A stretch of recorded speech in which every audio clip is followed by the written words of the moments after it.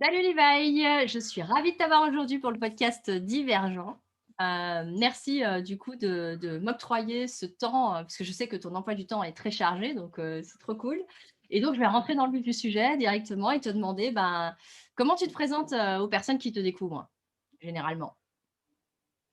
Yes, ça c'est une super bonne question, Sandra, et merci de l'invitation. Ça me fait plaisir d'ici. J'adore le thème de la résilience. Écoute, je suis vraiment excité d'être avec toi aujourd'hui. Cool. Donc, comment je me présente aux personnes qui ne me connaissent pas? Ça, c'est une bonne question et que tu dois vivre probablement la même problématique quand tu sors un petit peu du cadre de l'ingénieur, l'avocat ou bien la personne qui travaille pour le gouvernement. Donc, je te dirais que j'ai plusieurs approches. Pour des personnes qui ont un niveau de conscience un peu plus développé dans le domaine du marketing, voilà, je leur dis que mon expertise, c'est le closing et comment on peut aider les personnes à se décider et à passer à l'action. Et si j'ai des personnes qui ne me connaissent absolument pas et qui n'ont aucune idée de qu'est-ce qui se passe sur le marketing digital sur Internet, je leur dis juste que j'ai un business en ligne et que mon expertise est liée au marketing à l'avant. Point final. C'est ça. Ok. Et si c'est personnes qui ne sont pas dans le contexte professionnel, comment tu te présentes du coup? Ils ne sont pas dans le contexte professionnel, c'est la deuxième option. Hmm. Par exemple, je sais pas, je t'invite à si jamais, ce sera plutôt, de toute façon, tu te définis par rapport à ce que tu fais alors du coup? Ouais, Voilà. donc, ok, Mmh. pas dans le contexte professionnel, ça veut dire comment, Ah, ça veut dire c'est qui Levi, qu'est-ce qu'il fait, ouais, c'est c'est ça que tu ça. veux dire? Ah et quand tu réponds à la question qui tu es, «Tiens, je te découvre, je sais pas moi, dans un bar. Hey, salut, on se croise, tu vas me présenter que tu es closer ou tu vas te présenter autrement?» Je suis Ok, curieuse. non, c'est ça. Là, ça va vraiment être. En fait, c'est une bonne question, tu vois. Et je prends conscience que j'ai tendance à me présenter beaucoup avec le côté professionnel de la chose. Mmh. Mais je sais que c'est un truc qui est quand même ancré fort chez Ouais, moi en termes de très mon fort, ouais. identité et dans mes valeurs hautes, tu vois. Donc, je vais vraiment me présenter en tant que entrepreneur qui a un business et une activité sur Internet et qui aide Mmh. ses clients à développer leur activité euh, en les aidant dans leur marketing, mais surtout dans leur aspect vente. Euh, je dis vente, je ne parle pas de closing nécessairement. Ouais, c'est ça. OK, cool. Et je pense que tu as pas encore eu la curiosité et c'est très bien d'aller écouter d'autres interviews qui ont déjà été, publiées. Donc du coup, ça va être une surprise pour toi, c'est cool. J'ai une petite, question rituelle. J'aime beaucoup, jouer, n'est-ce pas? Proposer des jeux et donc du coup, j'ai envie de te proposer comme ça écoute Levi, si tu n'étais plus Levi, si tu n'étais plus un être humain, si tu étais, un animal, un arbre, une couleur, un symbole, une musique, que sais-je, autre chose, qu'est-ce que tu serais et pourquoi? J'adore les orques, tu sais, les épaulards, les baleines tueuses, Sauver Willy. J'adore cet animal-là. Je pense que c'est mon animal préféré. Et, euh, et je ne sais pas pourquoi, qu'est-ce qui m'attire chez l'orque, mais, euh, mais ça pourrait probablement être ça. Dans une vie future ou une vie antérieure, être un orque. Pourquoi un orque? Parce que je trouve que c'est euh, déjà un animal qui est Mmh. hyper intelligent. Je ne sais pas si tu es un petit peu au courant de comment est-ce que ça fonctionne un orque, mais ça chasse en groupe. Ça chasse en groupe. C'est capable d'utiliser, exemple, les bulles pour être capable de séparer des bancs de poissons. Donc, ça crée des bulles sous l'eau pour séparer les bancs de poissons, puis être capable de manger les différents types de bancs de poissons. C'est vraiment cocasse et malicieux comme animal. Ça joue avec sa nourriture. C'est pas super bien, il ne faut pas le dire à vos enfants, mais avant de manger sa petite otarie, souvent ça va avoir tendance à la faire sauter 20 mètres dans les airs. Et je trouve ça vraiment drôle. Un peu morbide, mais c'est drôle. Et voilà, c'est ça, le côté comme hyper comme massif comme animal, mais en Mmh. même temps majestueux et intelligent. Euh, pour moi, c'est comme le roi des océans. Donc, je ne suis pas un fan de l'eau habituellement, mais je ne sais pas pourquoi, mais j'aime beaucoup les orques, ouais, les épaulards. Mmh. Cool. Bah, écoute, merci beaucoup de t'être prêté au jeu du coup. Je vais te voir sous un autre œil du coup, voilà. Mais c'est cool, c'est ça le propos. Donc, du coup, bah, aussi le propos du podcast, c'est justement de créer un espace pour que les personnes puissent se raconter et donc j'aimerais bien que tu me racontes ton histoire, Levi et voilà, tu la commences où tu veux, tu en dis ce que tu veux. Si tu as envie de parler de Sauver Willy, on c'est bon, c'est l'endroit où tu peux en parler, tu la termines où tu veux. Donc, vraiment sens-toi libre et on a le temps. Ok, génial. Merci pour cet espace-là. Euh, et je veux vraiment essayer d'articuler mon histoire dans ton concept de résilience parce que je sais que sinon c'est toi qui vas me recadrer rapidement. Donc, moi, je suis un petit. Au Québec, on dit un petit cul, tu vois. Un petit cul, c'est quelqu'un qui débarque un peu de nulle part, en fait. Et un petit cul de la Nouvelle-Calédonie. Donc là, ça fait 10 ans que je vis au Québec, mais j'ai grandi, je suis né en Nouvelle-Calédonie. Et ben là, vous ne me voyez pas parce que c'est le podcast, mais j'ai un petit teint basané, bronzé. Et concrètement, on voit que je ne suis pas originaire du Québec. Donc, un petit cul de la Nouvelle-Calédonie qui a aspiré pas nécessairement, je veux dire, à euh, entreprendre dans l'entrepreneuriat. Euh, mais j'ai toujours eu, si tu veux, ce vouloir de, euh, je ne sais pas si c'est comme contribuer, impacter, faire des grandes choses, Mmh. mais j'ai toujours eu ce petit appel-là, tu vois, de communiquer, impacter, faire des grandes choses. Pour te donner une idée, quand j'étais jeune, j'ai toujours été le délégué de ma classe. J'ai toujours été le délégué de ma classe, tu vois, le porte-voix, quelqu'un qui communique. Mmh mh. Donc ça a vraiment été quelque chose que j'ai toujours aimé faire. Mmh. Et je voulais être médecin quand j'étais plus jeune. Euh, Mmh. j'ai eu la chance de quand même avoir des facilités à l'école et de pouvoir prétendre ben, justement à vouloir devenir médecin parce que euh, je voulais être médecin parce que je voulais soigner les gens. Je voulais soigner les gens, je voulais aider les gens et je trouvais ce concept-là comme vraiment intéressant. Finalement, les choses sont un petit peu bousculées, je te dirais, à mon avant-dernière année de lycée, en fait, où j'étais en première. Et j'ai toujours été comme dans le premier ou le deuxième, troisième de la classe. Tu vois. J'ai toujours eu des facilités à l'école. Mais donc, en première, un petit challenge dans ma vie, un gros challenge dans ma vie, en tout cas à ce moment-là, je perds mon papa dans un accident de voiture. Voilà, du tout au tout, j'étais vraiment pas prêt à ça.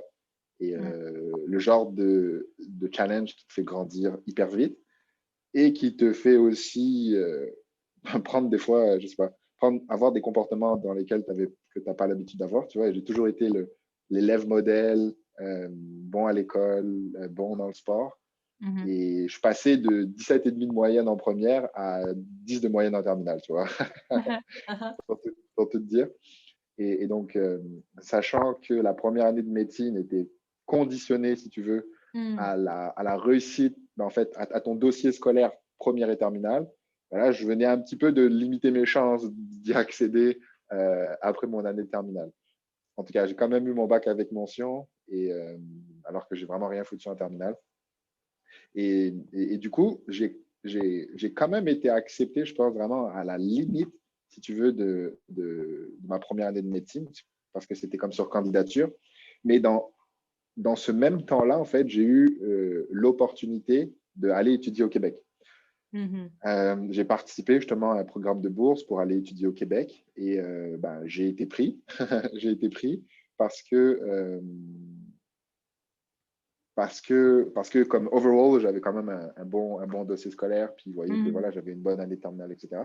Donc là, en fait, je me demandais de quoi j'avais le plus besoin à ce moment-là. Et Mmh. à la fin de mon année de terminale, j'étais un petit peu perdu, je ne savais pas trop ce que je voulais faire. Ben là, je me suis dit, est-ce que je fais médecine, est-ce que je m'inscris à l'université? Et là, il y a eu l'opportunité de euh, voyager, en fait. C'est ça. Voyager, changer d'espace.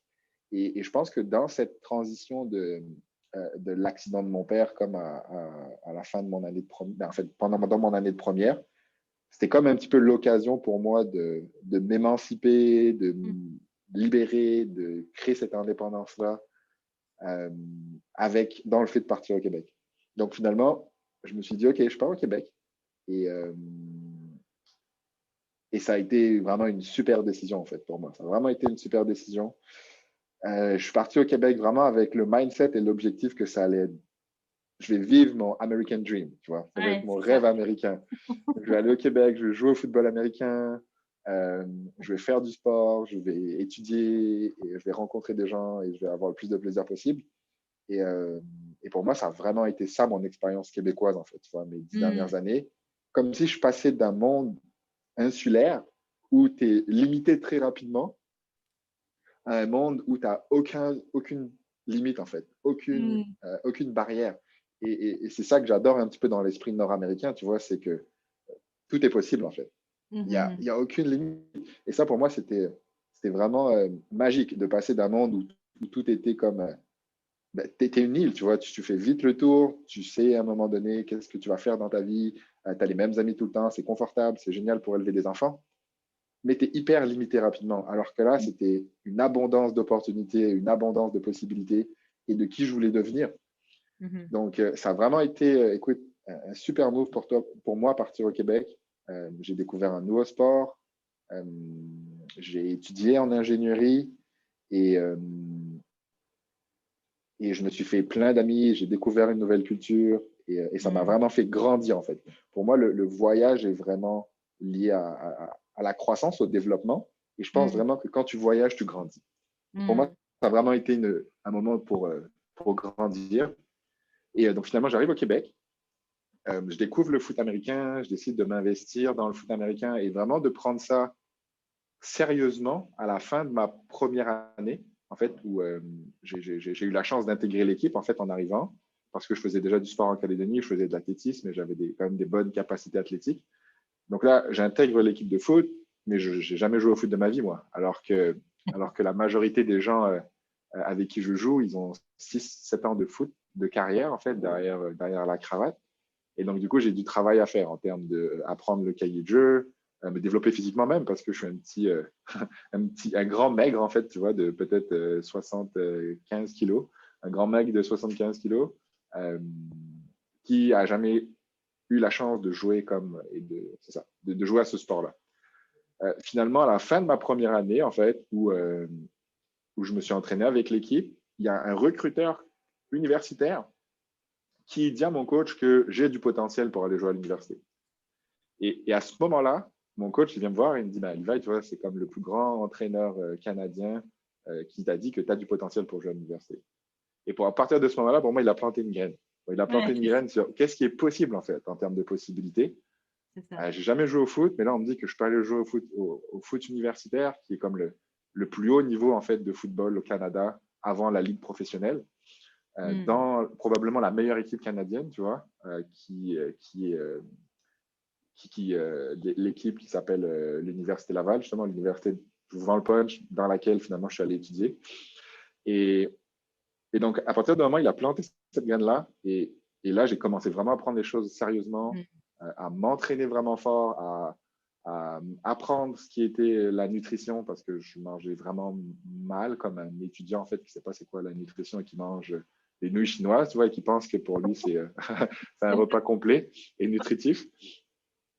Donc, j'avais vraiment commencé à m'intéresser à la nutrition, à m'entraîner vraiment fort. Et Mmh. en 3 ans, j'ai pris quelque chose comme 25 kilos de muscle. 25 Mmh. kilos de muscle.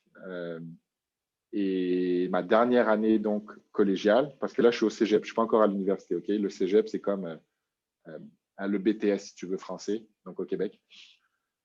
Donc, ma dernière année collégiale, je suis élu meilleur joueur à ma position.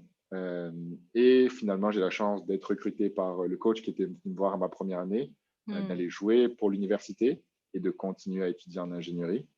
Euh, j'arrive en ingénierie, je joue à l'université, donc je fais ce compromis, si tu veux, travail, académie pendant mes 4 ans d'université.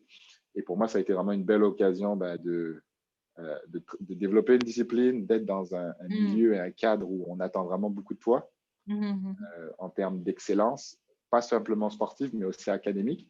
Mmh Et, mh. euh, et du coup, voilà, c'était un moment pour moi de me challenger, en fait, de jouer avec les meilleurs à ma position euh, au pays, des gars avec qui j'ai joué qui jouent NFL aujourd'hui, Mmh. qui jouent dans la CFL, avec qui je passais du temps dans le vestiaire. Et pour moi, ça a été une super belle expérience, mais ça a aussi été challengeant à ce moment-là parce que j'ai pas énormément joué à l'université.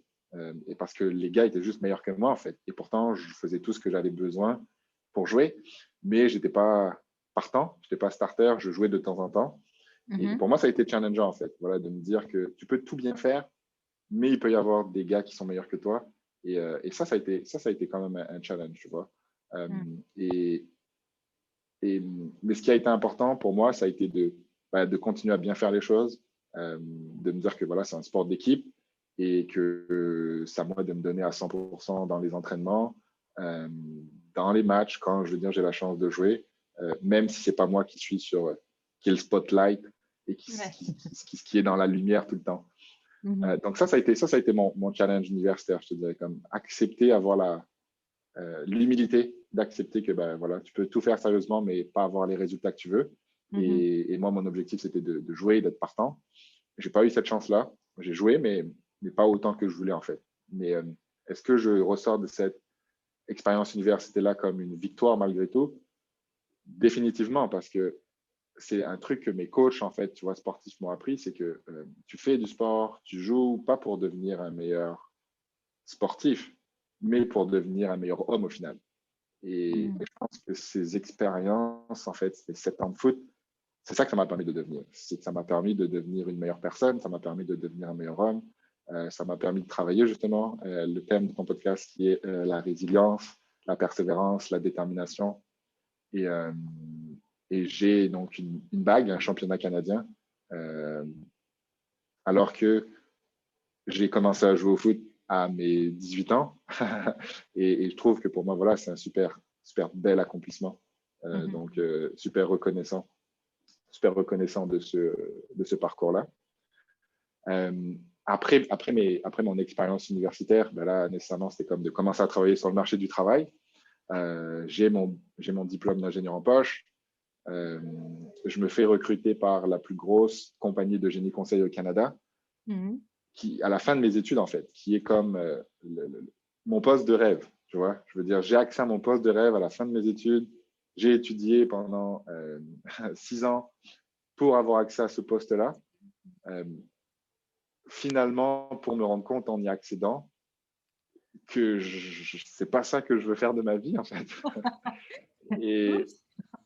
et que j'avais été drivé, si tu veux, toutes les années par le sport, oui, par les études, mais parce que c'était écrit, si tu veux, tu vois, ou parce que c'était conditionné et parce qu'on s'attendait à ça de moi. OK, tu es bon à l'école, eh ben, tu fais médecine ou bien tu deviens ingénieur. Mais il y a tellement d'autres possibilités, en fait. Tu vois, je veux dire, je savais pas vraiment, j'avais quelques petites notions de coaching avant, quelques petites notions aussi liées à la vente, mais enfin, non, vraiment pas. J'avais vraiment pas de notions liées à la vente. Mais c'est juste que, en fait, je me suis rendu compte que je suis rentré dans une réalité dans laquelle j'avais été conditionné, mais pas dans une réalité qui était vraiment ce que je voulais, en fait. Parce que je m'étais peut-être jamais vraiment posé la question, qu'est-ce que je voulais? Parce que mes perceptions à ce moment-là étaient ultra limitées.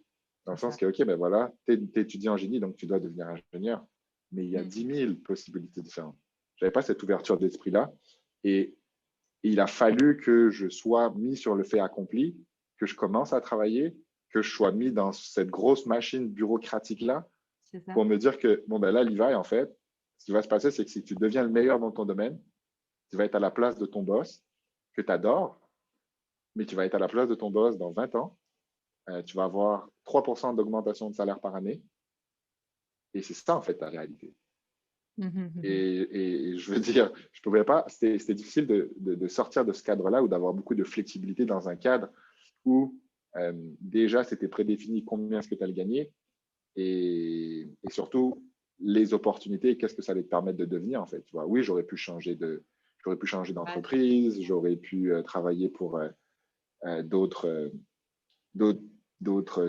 entreprises dans d'autres endroits, mais je serais resté dans cette même limitation-là, où je veux dire, tu es limité par rapport à ton échelle salariale.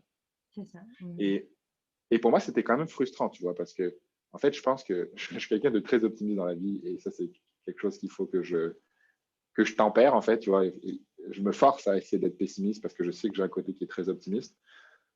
Mais, quand j'ai réalisé que mes premières années, je veux dire, j'allais gagner juste le salaire, je pense que c'était 52 000 Canadiens par année. Tu vois, 52 000 Canadiens par année, c'est un truc genre 35, 37 000 euros.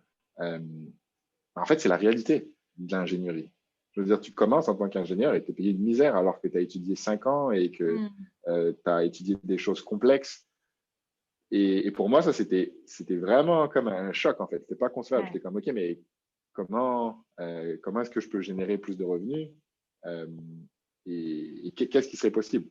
Et donc, en étant dans cette limitation-là, ben, je me suis dit, ben là, j'ai comme pas le choix de changer de véhicule, en fait. Ou qu'est-ce qui est possible pour moi pour me permettre de espérer plus, avoir accès à plus. Et pendant mes années à l'université, j'avais toujours été intéressé par tout ce qui était entrepreneuriat digital, blogging, tu vois, la formation d'Olivier Roland, l'immobilier, pour me rendre compte que l'immobilier, tu vois, tu te fais bien avoir quand tu te rends compte qu'il faut du capital pour investir et quand tu es étudiant, c'est un peu plus compliqué. Que le blogging, ce n'était pas quelque chose qui me passionnait nécessairement et que ça prenait une expertise, en fait, ou bien un champ d'intérêt pour bloguer. Et c'est là que je me suis rendu compte, en fait, que ce n'était pas des stratégies dont j'avais besoin. Ce n'était pas lancer un blog, ce n'était pas lancer une chaîne YouTube, ce n'était pas créer un groupe Facebook. C'était développer des compétences, en fait. Et que c'est mes compétences qui allaient me permettre de me rendre plus valuable, si tu veux, d'avoir plus de valeur sur le marché. Et donc, c'est là, en fait, que j'ai allumé que j'avais besoin d'apprendre quelque chose et de devenir une expertise ou de développer justement ces compétences pour me permettre de générer plus de revenus. Et donc, c'est là que j'ai découvert le closing, en fait, que j'ai découvert la vente et que je me suis dit, waouh, OK, je veux dire, si tu apprends ce skill-là et que tu le maîtrises, concrètement, tu peux être rémunéré 100, 150, 200, 300 000 par année. OK, je veux dire, là, on parle, tu vois, ça commence à être intéressant en termes de revenus. C'est ça. Et du coup, c'est là que je suis tombé un petit peu c'est là que j'ai commencé, en fait, à me former, à apprendre le skill, à apprendre les compétences pour justement avoir plus de valeur. Parce que c'était pas un problème Oui, c'était un problème de véhicule, mais c'était aussi le fait que je n'avais pas encore assez de valeur sur le marché. C'est pour ça que je n'étais pas rémunéré. Ce que je voulais être rémunéré. Et puis à l'époque, je me souviens, c'était 100 000 par année. Mon rêve, c'était OK, si je fais 100 000 par année, je suis l'homme le plus heureux du monde. Donc 100 000 par année, c'est à peu près un peu moins de 10 000 euros par mois. Et voilà, mais j'avais besoin de développer ces compétences pour ça. Donc finalement, est-ce que ça a été difficile, la transition d'ingénierie à une carrière dans la vente? Ça a vraiment été challengeant parce que ça, c'est remettre en question finalement 5-6 années de sa vie pour se reconvertir. Mais je ne dirais pas que c'était le challenge le plus difficile. Parce que moi, j'étais convaincu que c'était la bonne chose et que quand je prends une décision, j'avance puis j'avance. Par contre, ce qui était vraiment difficile pour moi à l'époque, c'est que j'étais très dépendant en fait et limité par le regard, le jugement des autres à ce moment-là. Et j'étais très, très, très, très challengé par rapport à ça. J'avais une chérie aussi à l'époque qui était très challengée par le fait que je prenne cette décision-là, parce que pour elle, c'était remettre en question un petit peu la sécurité du couple, et ce que je comprends à 100%. Et donc, en fait, j'étais très peu appuyé, où tout le monde me prenait un peu pour un fou quand je leur parlais de vouloir me reconvertir puis quitter un poste d'ingénieur qui est très demandé sur le marché. Donc, ça a été le plus dur. Et ça a tellement été dur qu'à un moment donné, quand j'ai changé, si tu veux, de vitrine sur mon profil Facebook, il a fallu, pour me protéger, que je passe de 3000 et quelques amis à 90 amis parce que j'avais tellement peur de ce que les autres allaient dire, tu vois. En me disant, mais Levi, tu fais quoi? C'est quoi ça, closer? Tu fais du marketing de réseau? C'est quoi encore cette attrape-nigo-là?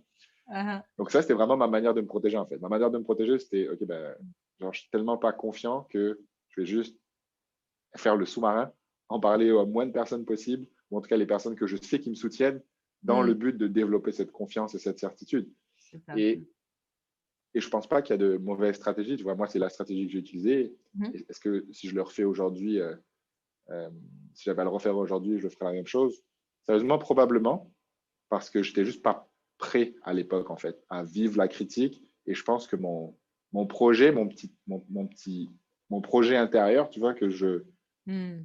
que je visualise comme mon petit arbre, si tu veux, intérieur, était juste pas encore assez mature et solide pour être capable d'être confronté, si tu veux, aux turbulences extérieures. Et donc, c'était ma manière de le protéger. Mm. Donc, hyper challengeant. Je me dis, qu'est-ce que je fais? Je lance les deux projets en même temps en parallèle. Si tu veux, je suis encore en train de travailler en ingénierie. Et là, je me forme au closing. J'en parle à ma chérie, comme quoi à un moment donné, je veux me reconvertir ou il faut que je prenne une décision. Très difficile. Et finalement, je me demande juste, qu'est-ce que tu veux vraiment à long terme, Levi? Est-ce que tu te vois, je veux dire, dans 20 ans, dans la position dans laquelle tu es, si tu restes dans le département en ingénierie? Et là, Mm. la réponse, c'était non, en fait, je ne me vois pas là. Mm. Donc, à quel point ça vaut la peine d'attendre, en fait? Tu sais que tu ne te projettes pas à long terme. En ce moment, la seule chose qui te limite, c'est juste ton inquiétude et la peur, en fait, de prendre une décision, le risque aussi. Mais par contre, ce n'était pas congruent. C'était pas congruent parce que si je ne prenais pas de décision, c'est juste que je procrastinais à prendre une décision alors que ce n'était pas quelque chose qui allait m'aider. Je sais que je ne me projetais pas là-dedans. Et, et, je pense que c'est quelque chose qui m'a beaucoup aidé en fait dans ma carrière de closer, dans ma carrière à la vente, c'est que j'ai pris des décisions inconfortables en fait à ce moment-là. Je savais c'était quoi prendre des décisions inconfortables. Je savais c'était quoi me décider alors que j'avais rien de garanti derrière. J'avais pas de clients. J'avais peut-être 3 mois, sérieusement, 3 mois peut-être de trésorerie, si tu veux, ou bien pour vivre Mm. devant moi. C'est ça. J'avais un poste, un CDI garanti, et là, et j'ai donné ma lettre de démission, en fait. Ouais, c'est parce, ça. que je, parce que je savais que c'est ça qui allait me faire avancer. Je savais qu'il fallait que je brûle les bateaux, il fallait que Mm. je me libère du temps pour être capable d'avancer. Parce que c'est pas après une journée, je veux dire, en ingénierie, où tu fais fonctionner ton cerveau, que tu rentres chez toi le soir, que tu es brûlé, que tu vas faire avancer tes projets qui sont vraiment importants. Mm. Donc, je l'ai fait pendant un certain moment pour rassurer ma chérie de l'époque, pas pour me rassurer moi, en fait, si tu veux. Mhm. Mais à un moment donné, je me suis juste dit que, euh, voilà, en fait, ce qui allait me faire avancer, c'est juste de prendre une décision, c'est de brûler les bateaux et et, euh, et de me faire confiance. En fait, Mm. je me faisais confiance. Je me faisais confiance. euh, et c'est drôle à dire, mais on dirait qu'à ce moment-là, à l'intérieur de moi, j'avais aucune incertitude dans le fait que j'allais pas réussir. Mhm. Comme j'étais convaincu que j'allais réussir, je savais que j'allais réussir. Peut-être que c'était de l'ego, je sais pas. Peut-être que c'était euh, en anglais on dit reckless, tu vois. C'était un petit peu osé, ou mais vraiment intérieurement, j'étais vraiment convaincu que c'était la bonne Mhm. chose à faire. Maintenant, Mhm. c'était juste de régler en fait les influences, de gérer les influences extérieures. Et là, par contre, je sentais que j'étais encore challengé par ça à cette époque. Et donc, j'ai pris la décision, j'ai donné ma lettre de démission. Euh, j'ai donné ma lettre de démission. Et tu vois, là, c'est la 3e année que je suis en activité. Et pour te donner une idée, est-ce que ça m'a réussi? Est-ce que ça m'a permis d'avoir un véhicule plus performant, avoir un véhicule justement où j'avais plus de liberté, de flexibilité en termes de rémunération? Voilà, après 3 ans d'activité, tu vois, si j'étais resté à un taux d'augmentation de salaire de 3% en ingénierie, je ne sais pas, peut-être que je gagnerais aujourd'hui 55 ou 60 000 Mhm. Canadiens par année. Euh, et là, concrètement, j'ai refait mes projections au début de l'année. Et là, l'objectif cette année, ça serait de générer, tu vois, presque un demi-million cette année en termes de revenus, qui est presque x9, x10, C'est juste ça. en changeant de véhicule, en apprenant une nouvelle compétence et en prenant une décision, en fait. Mm. C'est ça qu'il faut se dire, c'est que tout le chemin qui a été parcouru dans les 3 dernières années, c'est génial. Et puis, il y a eu des transformations et je ne suis vraiment pas la même personne qu'il y a 3 ans. Mais toute cette transformation-là a été prise ou s'est faite grâce à une seule décision inconfortable à un moment donné. Mhm. Et, et c'est ça qu'on sous-estime parfois dans nos appels, c'est que quand on a la chance d'avoir des produits, des programmes vraiment transformationnels, je veux dire, où on impacte le mindset, on impacte la perception de nos clients, et ben cet appel-là, c'est pas juste un appel, c'est vraiment l'appel qui va aider la personne à transformer sa vie parce Mhm. que parce que cette transformation a été prise à partir de cette décision-là. Et c'est ça qui a fait shifter sa vie, en fait. Donc, on a tellement de pouvoir, on a tellement de responsabilités que quand on en prend conscience, en fait, on ne peut pas ne pas mettre de l'importance et se présenter de la meilleure manière possible, on appelle. Parce que concrètement, on impacte et on influence la vie des gens. Et ça, il faut en être fier. Quand tu as un produit qui transforme les gens, et ben, c'est incroyable l'impact et la contribution que tu peux avoir. Ouais.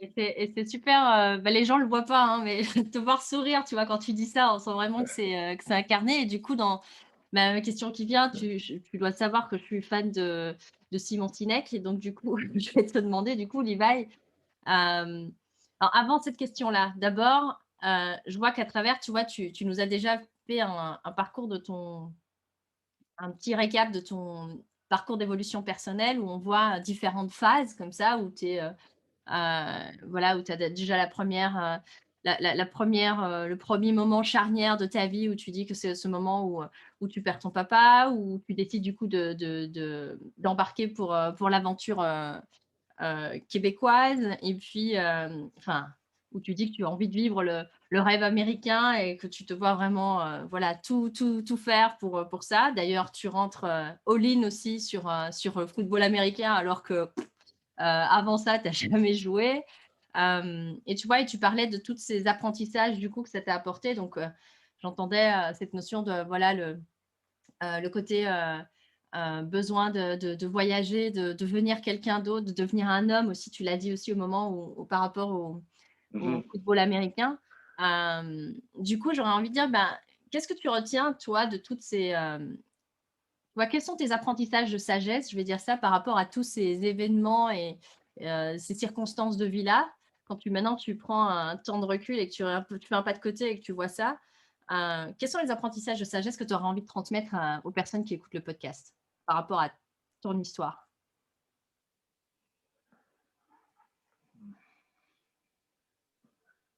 Je pense que si je synthétise vraiment, qu'est-ce que tous ces moments charnières m'ont permis, c'est que peu importe en fait comment est-ce que tu vis une situation à un moment donné, et tu vois là, c'est drôle de le faire avec le recul et avec l'expérience. Peu importe comment tu vis une situation au moment donné, ça c'est vraiment une croyance que j'ai qui est forte, c'est que tous ces éléments-là sont là pour te servir.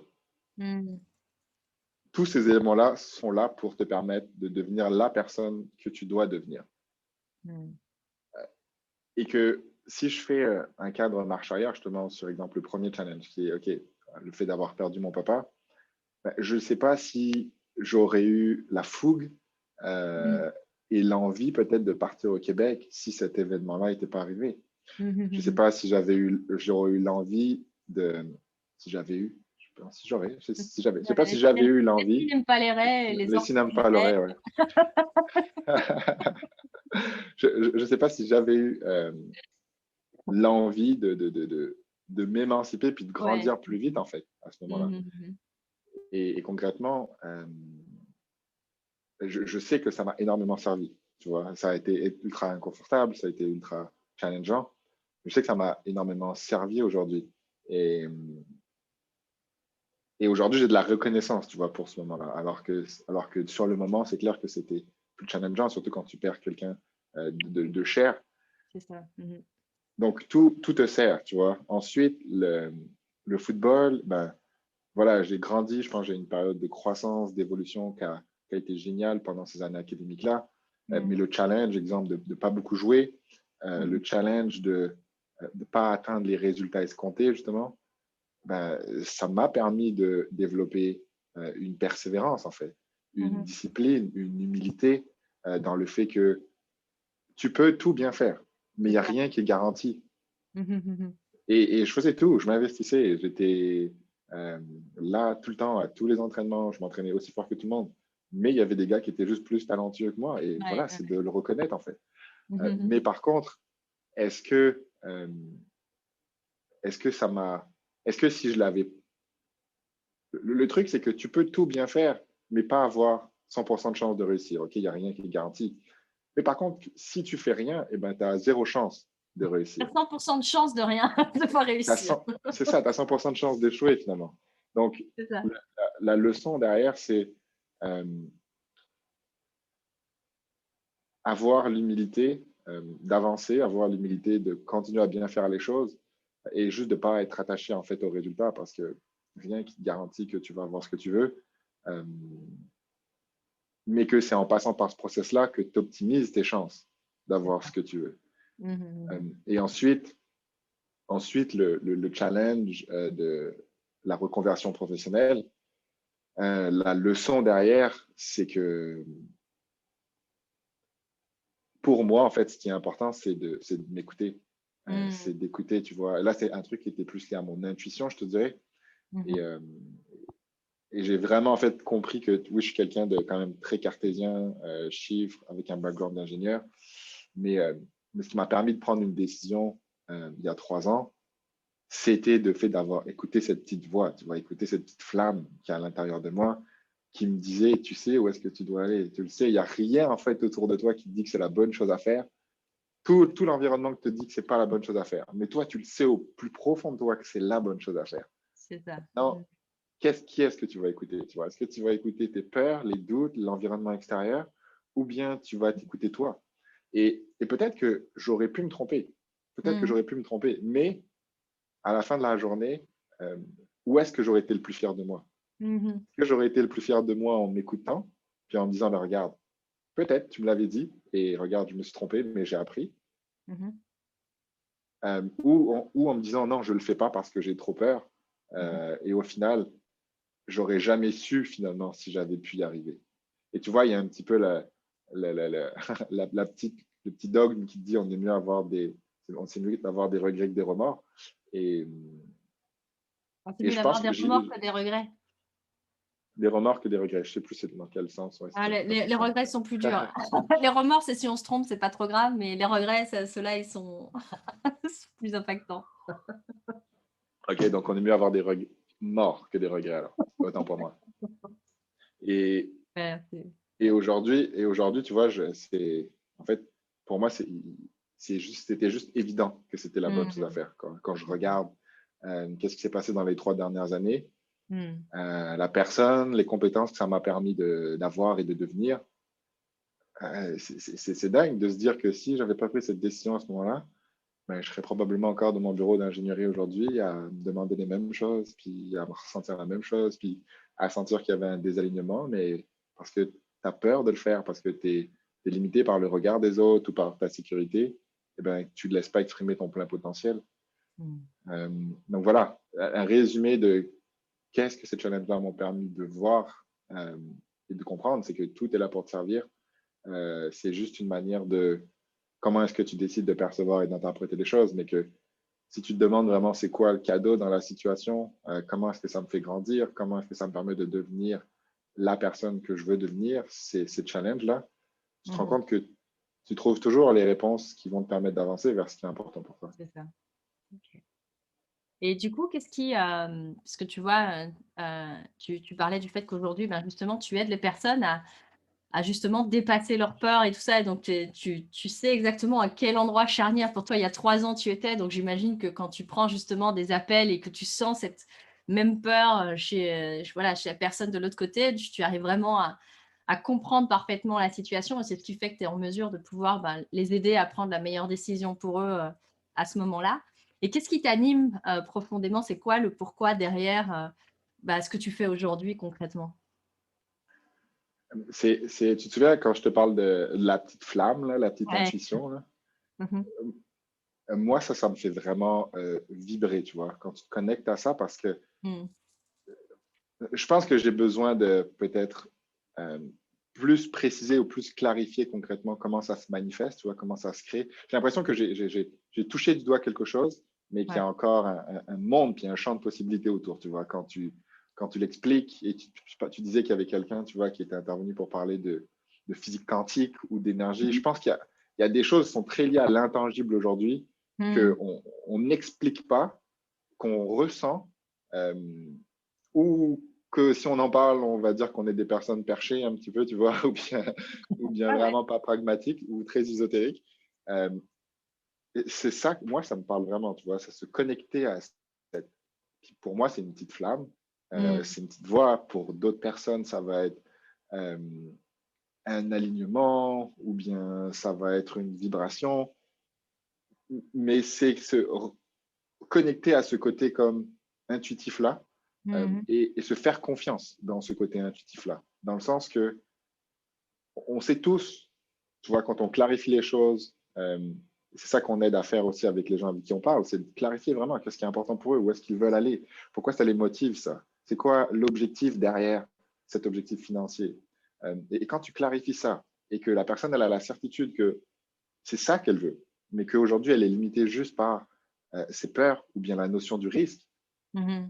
mais que derrière cette peur, derrière ce risque, c'est en sortant de cette zone de confort que tu as accès justement à de nouveaux champs de possibilités, à une Mmh. nouvelle réalité, parce que c'est toujours en faisant des choses que tu n'as jamais fait que tu es capable d'avoir et d'être ce que tu n'as jamais été ou ce que tu n'as jamais eu, Mmh. mais que, et que tu es capable de connecter avec ça, tu vois, parce que je veux dire, j'ai pris cette décision-là, ça m'a permis de voir qu'en prenant cette décision, ça a juste ouvert un champ de possibilités qui n'était pas présent avant. Mmh. Eh ben, j'ai la conviction vraiment claire aujourd'hui que derrière cette peur, derrière cette incertitude-là, il y a quelque chose de tellement plus grand que toi. Et c'est pas moi qui te le dis en fait. C'est ta petite voix, c'est ton intuition en ce moment qui te le dit. Et moi, Mmh. comment est-ce que je peux t'aider aujourd'hui? C'est juste de te faire prendre conscience que je suis déjà passé par là. C'est Je ça. sais que ça fait peur.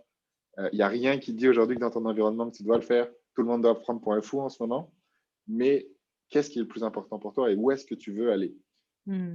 Et ça m'a tellement aidé en fait. Tu vois, je veux dire, je pense qu'il n'y a rien qui te permet de te sentir plus aligné ou plus vibrant en fait dans ta vie quand tu sais que tu es dans la bonne direction. Et je pense que tu es bien passé pour en parler, tu vois. Tu t'es reconverti toi aussi. Et Mmh. quand tu sens en fait que les rails sur lesquels tu es en ce moment, ça te rapproche de quelque chose qui Mmh. parle de plus grand que toi, tu vois, une direction qui t'anime, on dirait que tu vis juste pas la vie de la même manière. Et Mmh. cette énergie supplémentaire que tu as, c'est un devoir de reconnecter ces personnes-là finalement. C'est quoi, eux, leur direction? C'est quoi leur rail? C'est quoi leur étoile vers lequel ils doivent se diriger? Et oui, ça fait peur. Peut-être qu'ils ne sont pas dans la bonne direction aujourd'hui. Mais la seule chose qui les limite à changer de direction, c'est juste une décision. C'est ça. Ils sont à une C'est juste décision une de vivre une vie décision. extraordinaire, quoi. Donc, euh, c'est ça qui m'anime. C'est reconnecter les personnes avec Mmh. cette flamme, cette intuition, euh, et de les raligner vers, voilà, ça, est-ce que c'est le bon chemin pour toi? Oui. OK. Comment est-ce qu'on y va? Ça fait peur, mais quel genre de personne tu veux être à la fin de la journée? C'est ça. Mmh. Excellent. Et du coup, tu vois, j'ai envie de te poser la question de savoir, bah, comment concrètement, au jour d'aujourd'hui, tu arrives justement à faire en sorte que ces personnes, puissent, au-delà des peurs, au-delà des doutes, se réaligner et arriver à se reconnecter à cette intuition et à cette petite flamme? Comment tu fais ça, je veux dire, de manière concrète au quotidien dans ton activité? Là, tu parles en appel ou bien tu parles eux dans leur quotidien, eux? Toi, comment toi tu fais pour justement arriver à, tu disais, les amener à prendre la meilleure décision, à les reconnecter à leur intuition? Ouais, pour moi ce qui est important en appel, en fait, outre Mmh. la linguistique, les scripts, la gestion des objections, blablabla, ce qui est important, c'est d'apporter de la clarté déjà à la personne. Mmh. De la clarté sur où est-ce qu'elle veut aller. OK? Où est-ce qu'elle veut aller et pourquoi est-ce qu'elle veut y aller? Tu sais, pourquoi de la clarté, c'est vraiment important? Parce que la clarté mène vers la certitude. Mmh. Et tu le sais dans tes objectifs personnels à toi, dans ta vision à toi, plus tu es clair dans un domaine de ta vie, plus ça te donne de l'énergie, plus ça te donne de la motivation, plus ça te donne de la certitude sur le fait que tu vas être capable d'atteindre ces objectifs-là. Mmh. Donc, ça, c'est le devoir numéro un que vous devez avoir en appel, que vous devez avoir en coaching, c'est de ne pas vous laisser influencer par les histoires des personnes, mais vraiment de comprendre qu'est-ce qu'elles veulent dire et c'est quoi les faits dans leur situation aujourd'hui. Les Mmh. faits dans leur situation présente et les faits aussi dans qu'est-ce qu'elles veulent mettre en place dans leur situation future. Mmh. Ça, c'est la Mmh. première chose. Vraiment les aider à apporter de la clarté. Ça, tu le fais à travers différents types de questions, en apprenant à savoir c'est quoi le contexte de la personne, Qu'est-ce qu'elle vit aujourd'hui? Est-ce qu'elle a certains challenges, certains problèmes? C'est quoi ces challenges-là exactement? Voilà. Le but, c'est d'apporter de la clarté. Une fois que tu as apporté de la clarté à la personne, comme je disais, la clarté mène vers la certitude. Mhm. Donc, est-ce que c'est vraiment là que tu as envie d'aller? Et l'objectif que tu m'as défini tout à l'heure, qu'est-ce qu'il y a derrière en fait? C'est quoi le sous-objectif comme ça pour toi? Peut-être, OK, aujourd'hui, ton objectif, c'est euh, de te lancer justement dans une carrière de closer ou dans une carrière liée à la vente pour générer un certain revenu. Concrètement, ce certain revenu-là, ça veut rien dire. L'argent pour de l'argent, il y a très peu de personnes, je veux dire, qui sont animées juste par l'argent. C'est quoi pour toi l'objectif derrière ça? Mhm. Ok, ben, l'objectif derrière ça pour moi, c'est peut-être plus de contributions ou bien c'est peut-être être capable d'apporter ce dont ma famille a toujours besoin, vivre la vie de mes rêves, etc. C'est Mhm. quoi la motivation de la personne derrière? Mhm. Qu'est-ce qui fait que c'est important pour elle d'avancer euh, et, et de décider finalement de changer, de décider finalement de vivre quelque chose de nouveau? Mhm.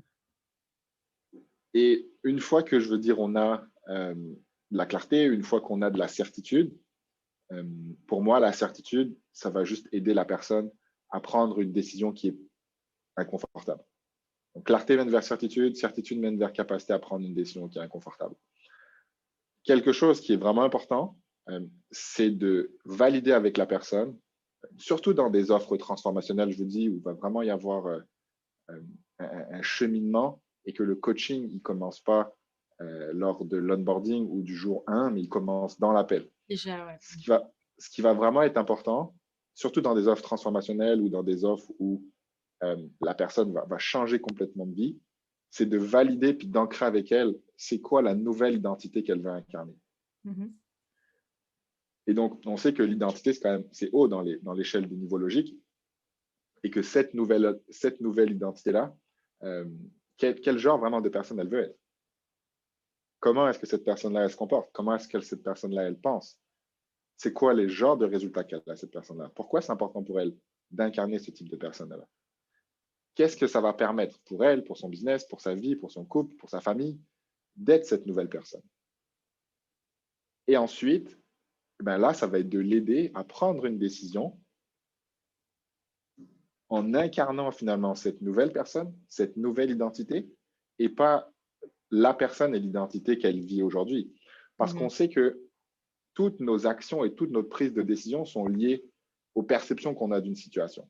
Mhm. Et que quand tu es dans un état, en fait, et puis je veux dire, c'est pas moi qui le dis, hein, c'est règle numéro un de Tony Robbins, par exemple, mais que quand tu es dans un état limitant et que tu n'es pas en ressources, tu vas prendre des décisions et tu vas prendre des actions qui vont être limitantes. Et Mhm. du coup, tu vas avoir une vision qui va être limitante aussi. Parce que c'est très difficile de te projeter quand tu es au fond du trou et que tu déprimes et que tu n'as pas les ressources suffisantes pour définir exactement où est-ce que tu veux aller et d'avoir l'énergie pour sortir de là.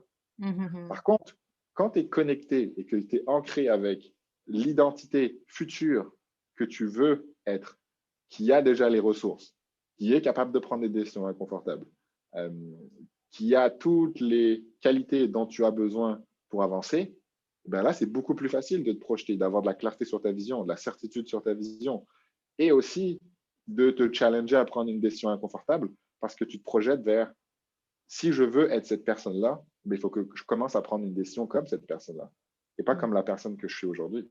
Mhm. Ah, tu la Donc, connectes à une autre identité, quoi. Celle de demain, du futur, quoi, quelque part. c'est ça, je la connecte à sa prochaine identité. Mmh.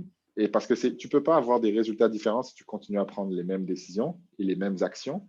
Euh, et du coup, pour prendre des décisions différentes, il faut le prendre à partir d'un nouveau monde de perception. Tu vois, Mmh. c'est Einstein qui dit tu ne peux pas résoudre un problème avec le même niveau de conscience à partir duquel tu l'as créé. Mmh. Donc, si tu veux sortir de ce niveau de conscience, si tu veux sortir de cette zone de confort, eh ben, nécessairement, il faut commencer à penser et prendre des décisions comme la prochaine version de toi-même, la mise à jour, pas celle dans laquelle tu es aujourd'hui, en fait. Parce que tu ne Mmh. vas pas nécessairement avoir les ressources aujourd'hui pour le faire. Ou bien tu peux le faire, mais dans ce cas-là, tu vas le faire dans un mode où tu vas être très ancré dans la peur, tu vas être Mmh. très ancré dans le risque et que peut-être 2 jours plus tard, tu vas revenir sur ta décision parce que finalement, tu as trop peur. C'est Ou ça. finalement, tu te rends compte que c'est un risque et tu ne peux pas le faire.